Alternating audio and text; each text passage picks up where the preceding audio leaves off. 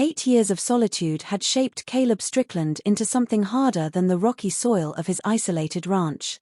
He'd chosen this exile deliberately, cutting himself off from civilization after witnessing horrors that left him speaking only to his livestock and the endless wind. The loneliness had become his armor, protecting him from a world that specialized in taking what men held most precious. Tonight, as 10 Apache women materialized at his gate like spirits fleeing from hell itself, Caleb confronted a decision that would shatter his carefully constructed isolation. Their desperate arrival carried the weight of life and death, forcing him to choose between the safety of his hermit's existence and the dangerous path of human compassion. The soldiers pursuing these women had already tracked them close enough to detect the smoke rising from his chimney, and their murderous intentions were as certain as the storm raging overhead.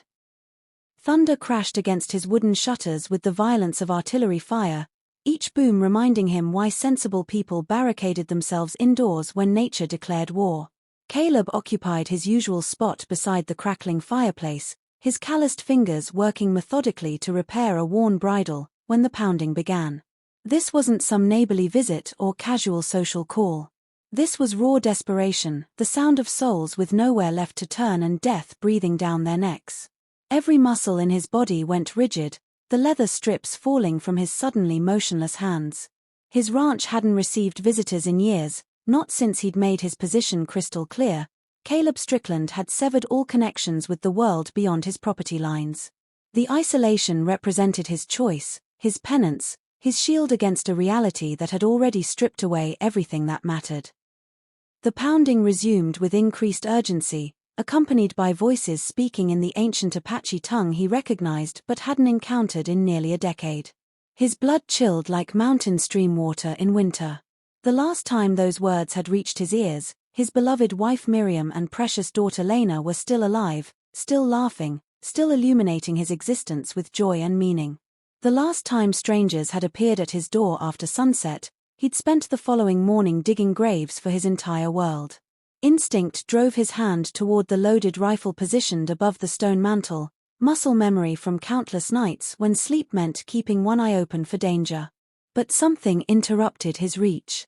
Perhaps it was the quality of those voices, not battle cries or threats, but something resembling desperate pleading. Maybe it was how the howling wind carried their words, fractured and hopeless, speaking of flight rather than aggression.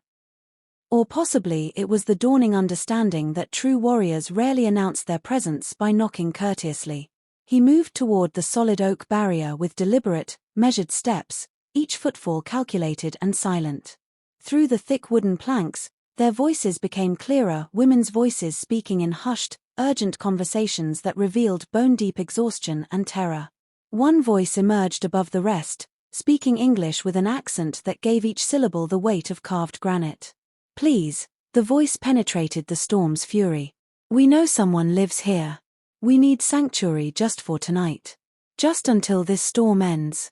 Caleb flattened his palm against the door, absorbing the vibrations of their voices through the wood, sensing the desperate rhythm of their labored breathing. 8 years of complete isolation had honed his instincts to razor sharpness, and currently, every instinct screamed warnings of approaching danger.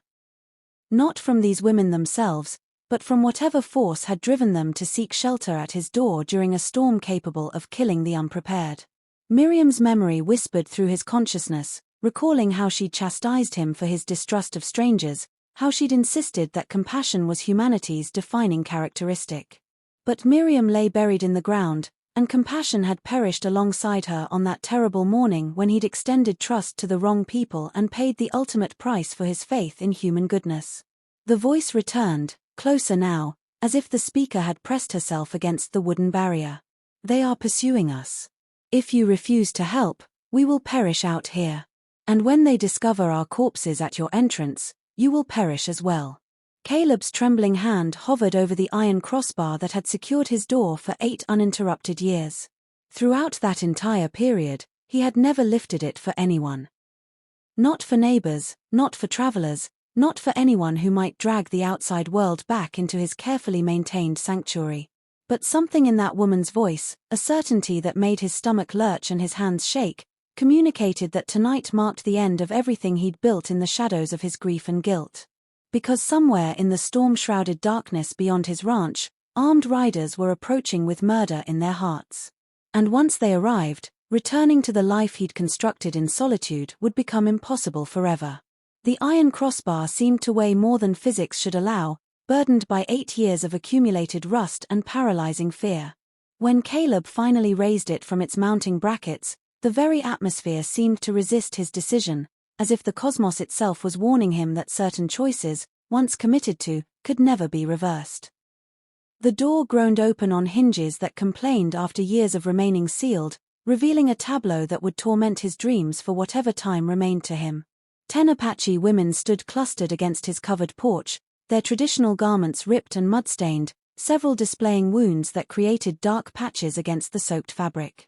The youngest appeared barely 16, cradling a small bundle that stirred weakly, an infant struggling to breathe in the frigid mountain air. The eldest showed silver streaks threading through her black hair and possessed eyes that had witnessed too much death to ever find peace again. But the woman who had spoken through the door commanded his immediate attention and grudging respect. She positioned herself slightly separate from the others, her chin elevated despite the exhaustion carved into every feature of her weathered face. Blood seeped from a gash above her left eye, and her dress showed tears at the shoulder, yet her gaze met his without wavering, without shame, without the shattered expression of defeat. "I am Naira," she declared, her English measured but clear, each word selected with careful precision. "These are my sisters, my daughters, my people. We have been fleeing for 3 days, and we cannot flee any longer." Caleb began to speak, then stopped as questions flooded his mind. What was their origin? Why were they unaccompanied? What manner of men were hunting them through weather that could claim the lives of the careless? But the sight of the infant's pale lips and the exhaustion radiating from these women silenced his inquiries before they could form. Certain situations demanded action before comprehension. Some moments called for humanity before understanding. "Enter," he found himself saying, stepping aside from the doorway. "Quickly now." They flowed past him like shadows fleeing the approaching dawn, filing into the warmth of his main living space. Caleb had forgotten how confined his home felt when occupied by others. For 8 years, it had served as his fortress, his refuge from a world that had stolen everything precious. Now it seemed to contract around these women who brought with them the aroma of rain and terror and something else, the metallic scent of blood that wasn't entirely their own. The impact of their presence filled every corner of his meticulously organized world, introducing the chaos and unpredictability he'd spent years attempting to escape. But as he observed them caring for each other's injuries and comforting the youngest among them, Caleb understood that his hermit's existence had just concluded, regardless of whether he survived until morning.